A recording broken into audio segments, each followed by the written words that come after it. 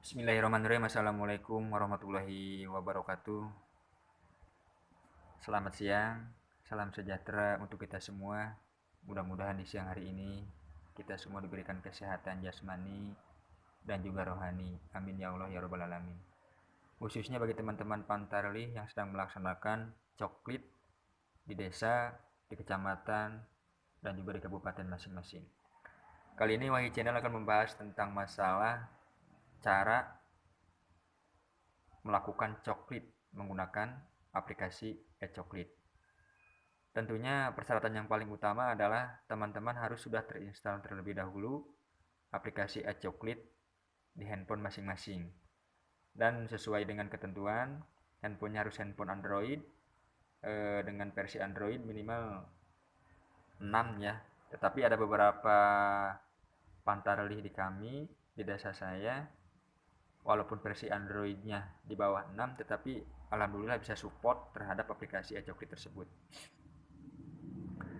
Langsung saja kita buka filenya atau materinya. Nah, ini panduan penggunaan aplikasi e-coklit.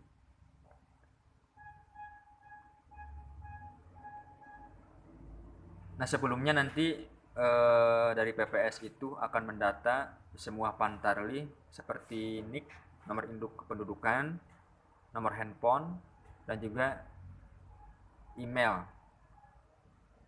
dari masing-masing pantarli tersebut. Nah, usahakan email tersebut yang didaftarkan, yang diberitahukan kepada PPS harus sesuai dengan email yang ada di handphone pantarli masing-masing. Karena apa, nanti PPS akan merekap atau mendata semua pantarli yang ada di desanya masing-masing, yang nanti akun tersebut akan didaftarkan oleh PPS melalui web KPU. Nah, di sini ya. Ini step by step penggunaan aplikasi e-coklit. Setelah email atau data pantarli didaftarkan oleh PPS, nanti teman-teman bisa login menggunakan email dan nick-nya. Nah, nick di sini, nick pantarli yang digunakan itu adalah seperti tanggal, bulan, dan juga tahun. Tetapi tahun di sini diambil 2 digit dari belakang. Yang 2 digit dari belakang diambil. Nah, di sini emailnya email yang didaftarkan tadi. Terus passwordnya adalah tanggal lahir pantarli, yaitu tanggal 2 digit, bulan 2 digit, dan juga tahun lahir 2 digit, diambilnya dari belakang. Setelah itu klik login. Nah, di sini juga ada ketentuannya, ada ketentuan akun hanya dapat digunakan pada satu perangkat ponsel Android, minimal Android versi 6 dengan ruang penyimpanan tersedia minimal 2 GB. Tidak dapat berganti ponsel. Artinya satu akun hanya digunakan oleh satu handphone. Maksudnya tidak boleh satu akun digunakan untuk beberapa orang atau beberapa handphone. Itu tidak akan bisa. Jadi satu akun dibuka untuk satu handphone. Nah, setelah teman-teman masukkan email tadi dan juga password, setelah klik login, nanti kalau sesuai dengan email dan juga data yang lain yang didaftarkan oleh PPS, nanti teman-teman akan diarahkan ke sini, ya, akan diarahkan ke sini dan disuruh untuk mendownload data tersebut. Nah, di desa saya, mungkin di desa teman-teman juga pasti semuanya sudah terdownload data sesuai dengan petugas TPS-nya masing-masing. Nah, selanjutnya setelah datanya di-download nanti akan tampil nama-nama pemilihnya. Akan tampil nama-nama pemilihnya. Di sini ada contoh diarafona ya, dan juga sampai seterusnya sesuai dengan data calon pemilih yang terdapat di TPS masing-masing. Nah, nanti kalau seandainya teman itu bukan berasal dari perangkat desa, ya, harus koordinasi terlebih dahulu terhadap ketua RT-nya ataupun kadusnya, ataupun bisa jadikan kalau seandainya petugas pantarlih tersebut terdapat di TPS itu, setidaknya pasti akan tahu calon-calon pemilihnya yang terdapat di lokasi TPS tersebut. Jadi menurut KPU harus dituntut pantarlih itu yang berada di lokasi TPS tersebut supaya mengenali calon-calon pemilih yang nanti yang akan dicoklit. Nah, nanti setelah itu, setelah teman mengklik salah satu nama, nanti akan ada perintah izinkan e-coklit mengakses lokasi perangkat ini. Nah, jangan ditolak ya, teman-teman klik izinkan hanya saat aplikasi digunakan.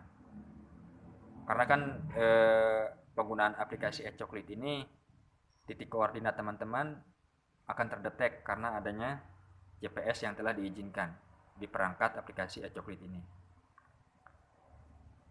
Terus selanjutnya pemutahiran data coklit. Teman-teman pastikan terlebih dahulu apakah sudah betul data tersebut. Kalau seandainya sudah betul, teman-teman bisa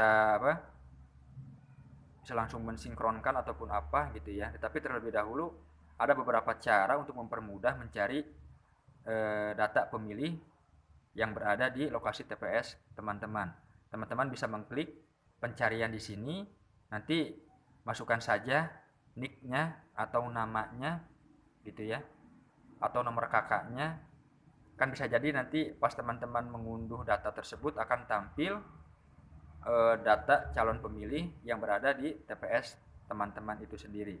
Nah, nanti misalkan data si A ataupun si B tidak muncul di sana, otomatis teman-teman harus memasukkan atau mencari terlebih dahulu. Kalau seandainya tidak ada, maka calon pemilih tersebut dimasukkan ke data tambahan.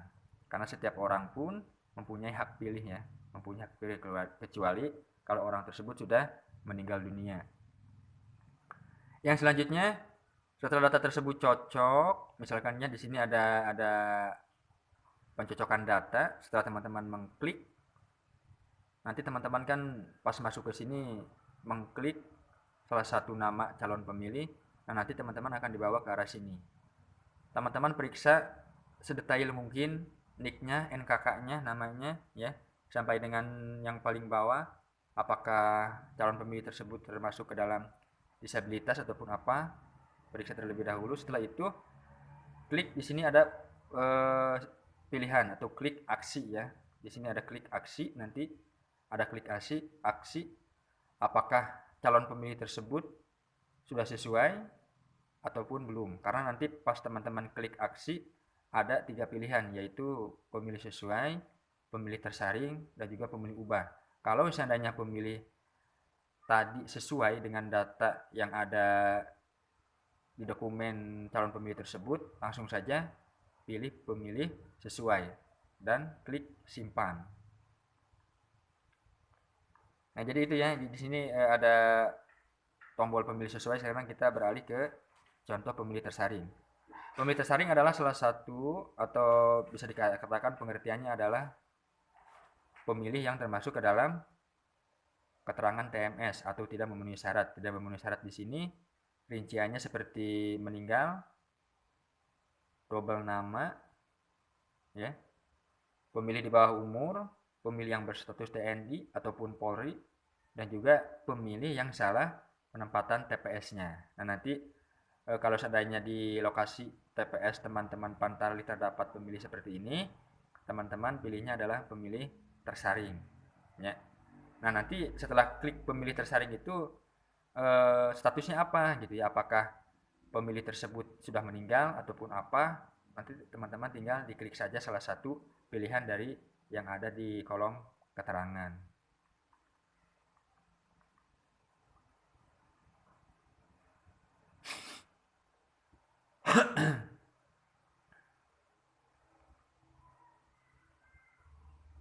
Nah, di sini juga ada keterangan tentang masalah pemilih ubah, artinya mengubah tentang keterangan si calon pemilih tersebut. Misalkan yang ada di DP4 itu tidak sesuai dengan data dokumen kependudukan yang dimiliki oleh calon pemilih seperti KTP ataupun KK.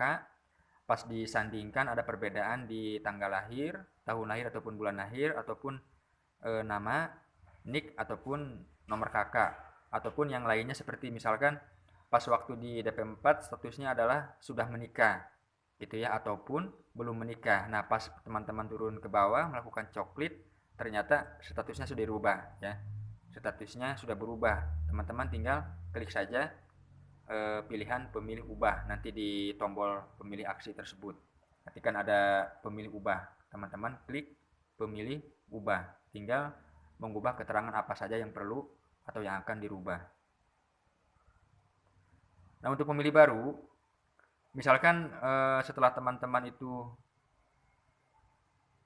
menyisir semua pemilih yang telah dicoklit, ada beberapa pemilih yang belum terdaftar di lokasi TPS teman-teman. Otomatis pemilih tersebut termasuk ke dalam pemilih baru, gitu ya. Tetapi sebelum kita mengklaim bahwa calon pemilih tersebut ke dalam pemilih baru, ada baiknya teman-teman koordinasi dulu, konfirmasi dulu kepada rekan-rekan Pantarlih yang lainnya, ya. Ditakutkan kan calon pemilih tersebut berada di TPS yang lain. Nah, setelah teman-teman melakukan konfirmasi, misalkan ada, berarti posisinya teman-teman juga tetap harus memasukkan data tersebut dengan catatan nama atas nama si A misalkan ya, di TPS yang dulu itu, yang TPS sebelahnya itu harus dipilih salah pemilihan atau penempatan TPS, sehingga nanti teman-teman dimasukkan ke dalam pemilih baru, si pemilih tadi yang tidak ada di lokasi TPS teman-teman. Nah, di sini ya, untuk memasukkan pemilih baru, nanti kan ada pilihan tombol seperti ini ya. Tinggal klik saja, tinggal klik, teman-teman masukkan nick-nya, cari nick, ataupun bisa jadi teman-teman masukkan NKK-nya kalau seandainya pemilih tersebut tidak ada di lokasi TPS teman-teman, satu keluarga misalkan. Teman-teman bisa mencari menggunakan NKK-nya, atau lebih baik kita cari saja menggunakan nick, karena kan yang kita ketahui kalau kita ingin memasukkan pemilih baru itu harus per orang ya, tidak boleh satu kakak. Bukan tidak boleh, melainkan tidak bisa satu kakak. Yang harus dilakukan teman-teman Pantarlih adalah memasukkan pemilih baru itu satu-satu atau perorangan.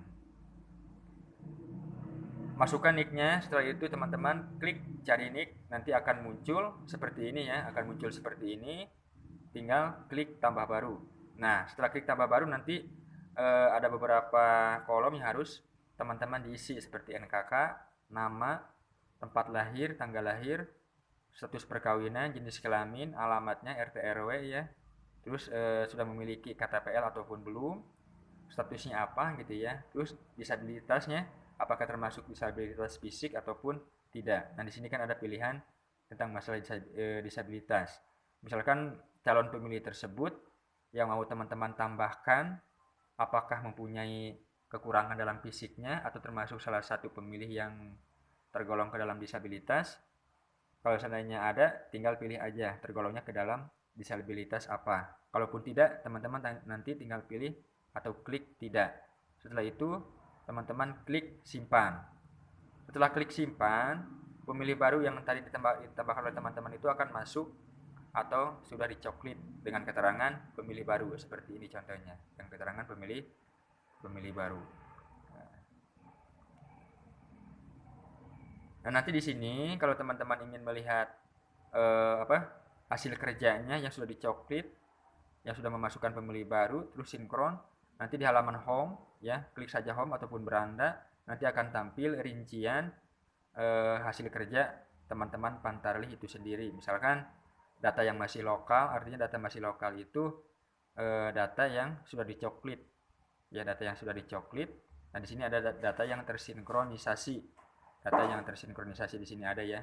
Di sini keterangannya dalam contoh itu baru satu yang tersinkronisasi. Nah, nanti di sini juga ada keterangan atau kategori pemilih. Apakah pemilih tadi termasuk ke dalam pemilih sesuai, pemilih baru, pemilih ubah, ataupun pemilih tersaring. Nanti di sini akan tampil hasil kerja teman-teman tadi ya.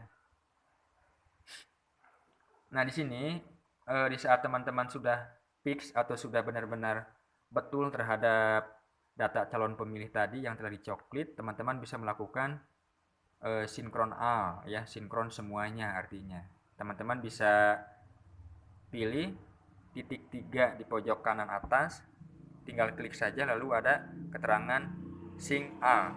Teman-teman tinggal klik saja sync all, nanti data pemilih yang sudah tercoklit tadi akan terkirim langsung ke web KPU ya, bahwa teman-teman itu sudah melakukan pencoklitan di lokasi TPS-nya masing-masing. Nah, kalau seandainya kita tidak melakukan SYNC, walaupun kita sudah selesai melakukan coklit, tetap aja kita disangkanya belum melakukan pekerjaan coklit tersebut. Jadi pertama teman-teman pastikan dulu data tersebut sudah sesuai. Setelah itu lalu kirimkan semuanya atau sync all.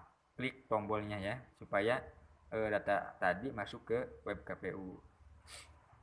Nah, di sini ya, di sini keterangannya di apa? Keterangannya beberapa nama yang sudah coklit dan juga beberapa nama yang sudah sinkron. Nah, di sini perbedaannya. Kalau sudah coklit itu diblok dengan warna hijau, dikasih tanda ya. Terus yang sudah sinkron diblok dengan warna warna biru. Artinya di sini ada perbedaannya supaya mempermudah teman-teman mencari pemilih mana saja yang sudah tersinkron ataupun yang sudah coklit.